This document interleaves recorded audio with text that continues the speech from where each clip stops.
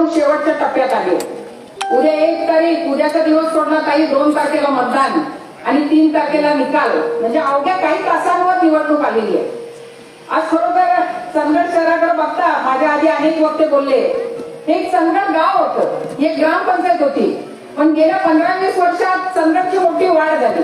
व्यवसाय वाढले, वाहतूक वाढली, तिथं अनेक लोक तिथं शिक्षण संस्था उभारल्या. असं करत करत चंदगड शहराला, चंदगड गावाला एक शहराचं रूप यायला लागलं. मला आठवतंय स्वर्गीय बाबासाहेब कुपेकर जेव्हा 2009 मध्ये या मतदारसंघात आले, त्यावेळी त्यांनी इथं 5 कोटीची नळ पाणी पुरवठा योजना आणली होती आणि घराघरात पाणी द्यायचं काम केलं होतं. आपल्या सर्वांचं श्रद्धास्थान असलेल्या रवळनाथ मंदिराला त्या काळी 15 लाखाचा निधी दिला होता. कलावती आईच्या मंदिराला जागा दिली होती. आई साहेबांच्या काळात अनेक अंतर्गत रस्ते झाले, पथदिवे झाले, अनेक कामं झाली.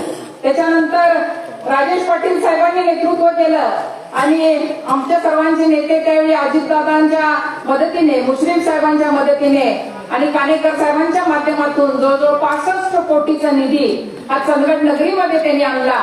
पण जसं शहर वाढत जातं तसे शहराचे प्रॉब्लेम्स किंवा ज्या समस्या असतात त्या वाढत जातात.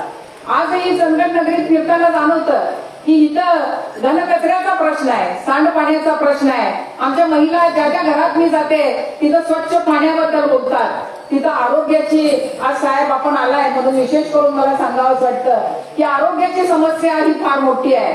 आज वाढती लोकसंख्या बघितली तर इथं आरोग्याच्या सुविधा चंदगडमध्ये फार कमी आहेत. आज दुचाकी वाढले, 4 चाकी वाढले, येता जाता इथं वाहतूक कोंडी हाही एक मोठा प्रश्न आज आहे. आज सगळेजण, महाराष्ट्रात एक चर्चा झाली आमच्या चंदगड पॅटर्नची. काय झालं होतं की दोन्ही राष्ट्रवादी एकत्र येण्याचं काम हे राज्यात पहिल्यांदा जर कुठं झालं असेल तर ते चंदगडमध्ये झालं होतं आणि म्हणून त्याची चर्चा फार मोठी झाली. पण मला इथं आवर्जून सांगावंसं वाटतंय की बरेच लोक त्याच्यावर टीका करतात आहे की सत्तेसाठी लोक एकत्र आले. पण जर आज अजितदादा गट, आदरणीय पवार साहेबांचा पक्ष आणि काँग्रेस हे जर आम्ही एकत्र आलो असू तर आम्ही फक्त समविचारी चंदगडच्या विकासाचे एक विजन घेऊन आम्ही एकत्र आलो. आमच्या डोळ्यासमोर काही चंदगड शहर कसं असावं याचे चित्र आमच्या डोळ्यासमोर आहे. आज अनेक कामं झाले, पण आज साहेब इथं भुयारी गटर होणं अतिशय आवश्यक आहे. आज जर या लोकांचं आरोग्य स्वच्छ राहायचं असेल तर भुयारी गटर करून इथे सांडपाण्याची व्यवस्था झाली पाहिजे. ते पाणी नदीमध्ये जाऊन नदीचं प्रदूषण होतं साहेब, त्याच्या आधी इथं सुएज ट्रीटमेंट प्लांट लावून तो मैल कचरा बाजूला केला पाहिजे आणि शेतीसाठी योग्य असं पाणीच नदीत सोडलं पाहिजे. आज नळ पाणी पुरवठा योजना आहे, पण कुठेतरी ती आज अपुरी आहे. आज कुंभार वस्तीत जावा किंवा गडकरी वसाहतीत जा, तिथं बायका अक्षरशः डोळ्यात पाणी आणून सांगतात की दिवसातनं कधीतरी पाणी येतंय. आज जर शहर म्हणत असू आपण तर या कानाकोपऱ्यात नुसतं पाणी नाही तर स्वच्छ पाणी पोहोचवण्याची जबाबदारी पण या आघाडीने घेतलेली आहे. येणाऱ्या काळात कानेकर साहेबांच्या माध्यमातून 24 कोटीची नळ पाणी पुरवठा योजना मंजूर झालेली आहे. त्याचा पाठपुरावा करून ती पूर्ण करून घेणं हे पण आमच्या नजरेसमोरचं एक आमचं ध्येय आहे. वाहतूक कोंडीचा प्रश्न, एक आउटर रिंग रोड साठी आईसाहेबांच्या काळात 1 कोटी रुपयाचा निधी लावला होता, पण साहेब तो तुटपुंज आहे. काल बंटी साहेबांनी सांगितलं की कोल्हापूरला काही याच्यावरचे तज्ञ आहेत की वाहतूक नियंत्रण कसं करावं, तर त्या तज्ञाला बोलवावं, तो आउटर रिंग रोड मोठा करावा आणि अशा प्रकारे मार्ग काढून या वाहतूक कोंडीचा प्रश्न गेला पाहिजे. आज बरेच वस्त्या आपल्या अंधारात आहेत.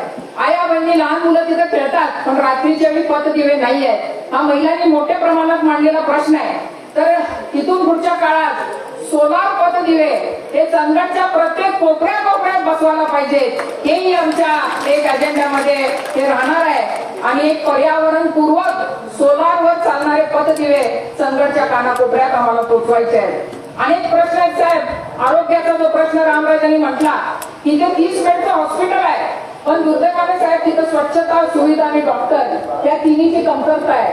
आपण साहेब या खात्याचे मंत्री आहात, माझी विनंती आहे की हे 30 बेडचं हॉस्पिटल 50 बेडचं हॉस्पिटल येणाऱ्या वर्षात कसं करता येईल याच्याबद्दल आपण नक्की सांगावं.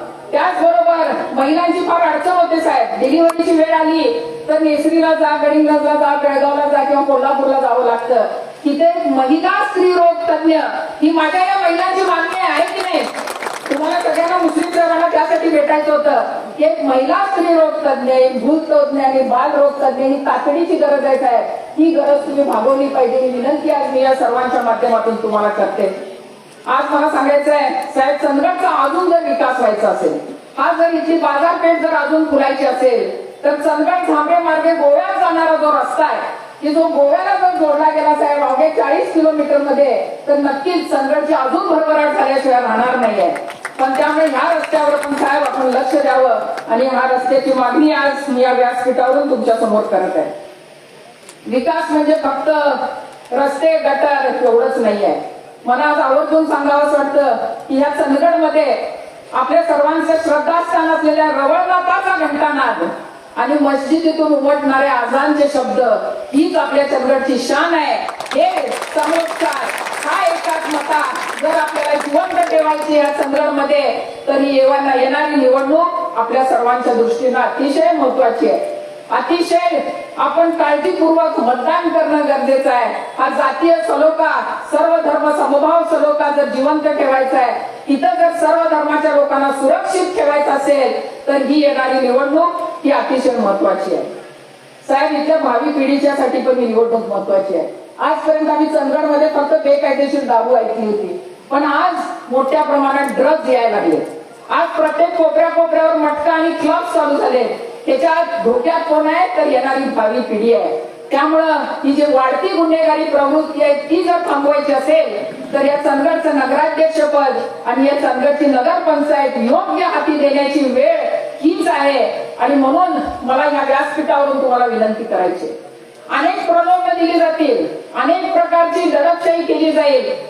आज सन्माननीय मुख्यमंत्री साहेब येणार आहेत चंदगडमध्ये, स्वागत आहे त्यांचं नक्कीच स्वागत आहे, कारण अतिथींचं स्वागत करणं ही आपली संस्कृती आहे. पण कानेकर साहेब आणि या सर्व उमेदवारांना मला सांगायचं आहे की त्यांच्याकडे एक मुख्यमंत्री येत असेल, तुमच्या पाठीशी हजारो चंदगडकर उभे आहेत. कुठलीही काळजी करू नका, ते योग्यच मतदान करतील. त्यामुळे जाता जाता एवढी विनंती करेन की येत्या 2 तारखेला मतदान आहे. नारळ हे चिन्ह आहे. आपल्या 2 मतं टाकायची आहे, एक नगराध्यक्षांना, एक उमेदवारांना.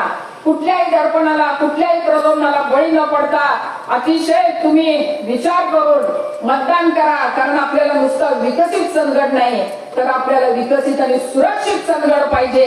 एवढंच आव्हान या व्यासपीठावरून करते आणि आपल्या सर्वांचे आभार मानून माझे 2 शब्द संपवते. धन्यवाद.